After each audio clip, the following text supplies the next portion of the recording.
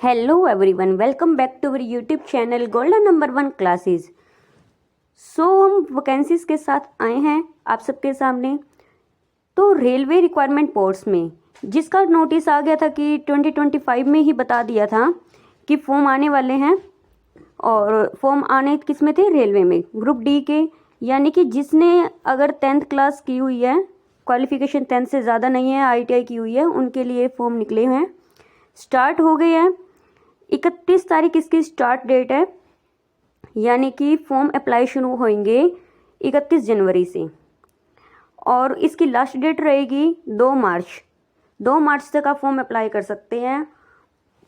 1 महीने का पूरा टाइम ही रहेगा। और करेक्शन डेट, अगर फॉर्म में कोई भी गलती हो जाती है तो करेक्शन डेट अभी बताई नहीं है, बहुत जल्दी बता देंगे। कंप्यूटर बेस्ड एग्ज़ाम होएगा, यानी कि ऑफलाइन एग्ज़ाम ना होके ऑनलाइन एग्ज़ाम होगा। और जो इसके एडमिट कार्ड आने होंगे वो एडमिट कार्ड एग्ज़ाम से 4 दिन पहले ही आएंगे।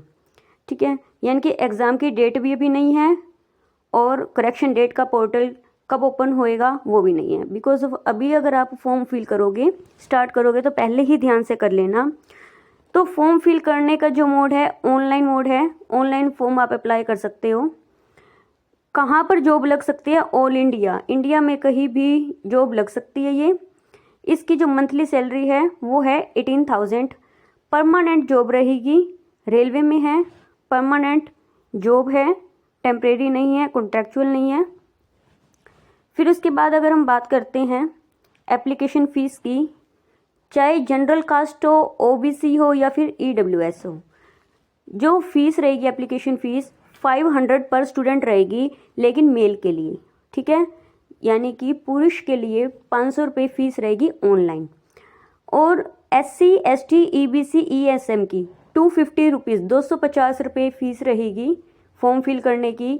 और फीमेल कैटेगरी, चाहे मेल हो, चाहे जनरल हो या फिर SC, कोई भी कैटेगरी की अगर महिला है, फीमेल है, तो फीस 250 रुपीज़ रहेगी। अभी वैसे ये फ़ीस इनकी इतनी ज़्यादा है नहीं, ये फ़ीस पहले ऑनलाइन फॉर्म फिल करने के टाइम ही लगेगी, लेकिन जब आप एग्ज़ाम दे दोगे तो आपकी फ़ीस जो है रिफ़ंड हो जाएगी।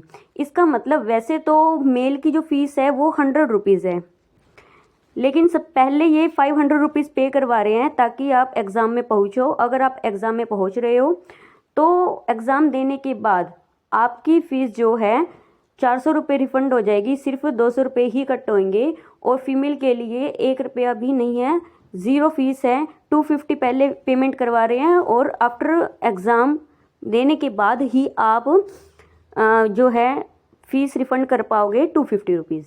ठीक है। थर्ड जेंडर के लिए 250 रुपीज़ एरर करेक्शन चार्जेस। अगर आपके फॉर्म में कोई एरर आ जाती है और उसके लिए पोर्टल ओपन होएगा एरर करेक्शन का, तो एरर को करेक्ट करने की जो फीस रहेगी वो 250 रुपीज़ पर हेड रहेगी। पेमेंट मोड ऑनलाइन मोड रहेगा, ऑनलाइन ही फीस डिडक्ट होएगी। एज लिमिट की बात करें तो 18 to 33 ईयर्स के बीच के लोग ही इस फॉर्म को अप्लाई कर सकते हैं। एज लिमिट जो काउंट की जाएगी वो 1 तारीख पहला महीना, यानी कि 1 जनवरी 2026 के अकॉर्डिंग ही एज जो है काउंट की जाएगी। एज रिलैक्सेशंस जो भी रूल्स होते हैं जिनको मिलती है, वो रूल्स के अकॉर्डिंग एक्स्ट्रा एज अगर किसी की 33 से ज़्यादा है तो कुछ रूल्स के अकॉर्डिंग जो उस रूल को फॉलो करता हुआ उसके अंदर आएगा, उसी की ही एज रिलैक्सेशन होएगी। सिलेक्शन प्रोसेस की बात करें तो सिलेक्शन प्रोसेस क्या होगा, यानी कि आपको किन किन स्टेप को क्लियर करना होगा इस जॉब को पाने के लिए। सबसे पहली बात, कंप्यूटर बेस्ड एग्ज़ाम होगा, रिटन एग्जामिनेशन कंप्यूटर बेस्ड होगा, ऑनलाइन एग्ज़ाम होगा मतलब। फिर फिजिकल एफिशिएंसी टेस्ट, जिसको PET टेस्ट कहते हैं, ये होगा। उसके बाद बस आपका डॉक्यूमेंट वेरिफिकेशन और मेडिकल एग्जामिनेशन होगा। अब टोटल पोस्ट और क्वालिफिकेशन की अगर बात करें, पोस्ट कैसी है, ये ग्रुप डी है, लेवल 1 पोस्ट। ठीक है। टोटल जो पोस्ट है 22,000 के लगभग है, 22,000।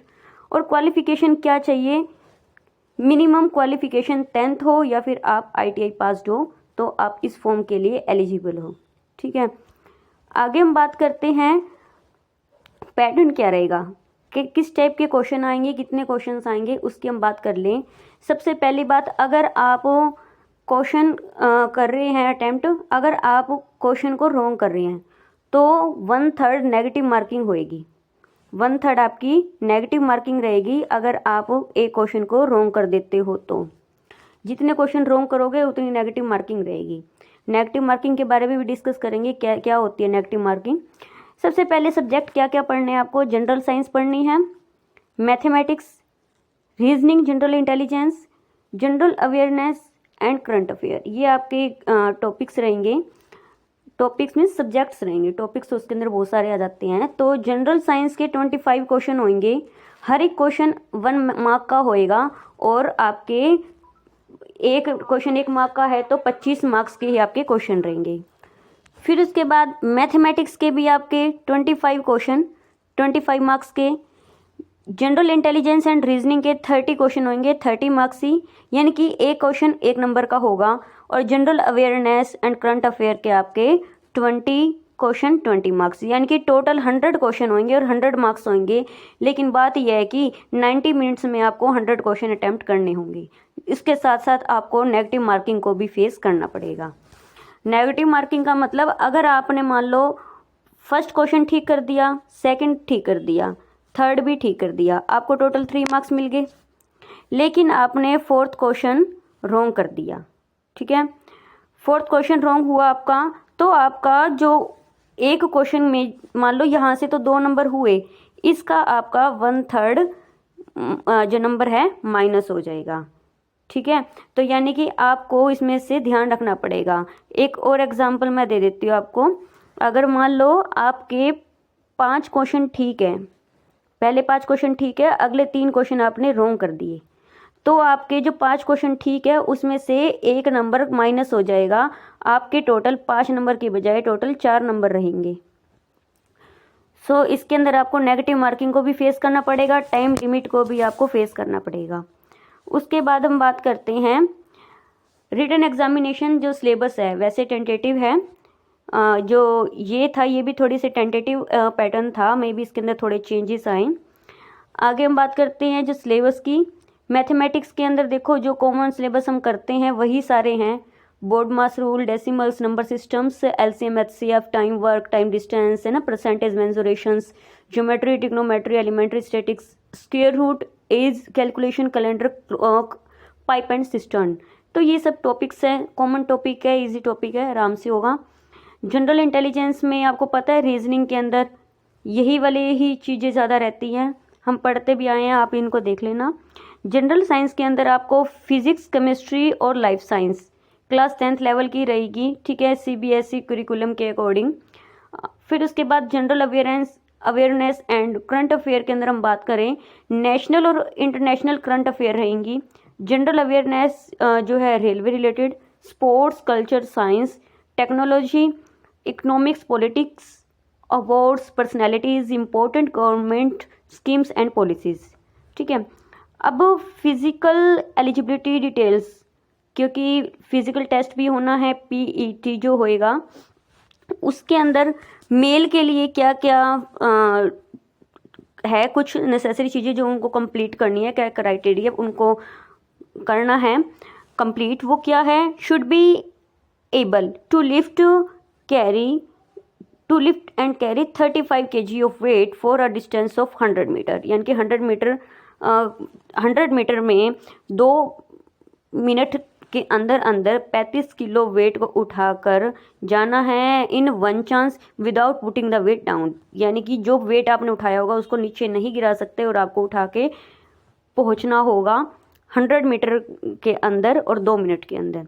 Should be able to run 1000 meter in 4 minute 15 second in 1 chance, एक ही चांस होएगा, बार बार नहीं कि आपकी गलती होगी दोबारा चांस दे रहे हैं।